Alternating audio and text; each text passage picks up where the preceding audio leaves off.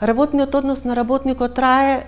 толку колку што е предвидено во договорот за вработување. Доколку од оправдани причини или од било кои причини договорот за вработување се прекине пред истекот на времето за кој што истиот склучен, работодавачот има обврска на работникот да му ги исплати сите права кои што, односно обврски кои што работникот ги имал согласно договорот за вработување, например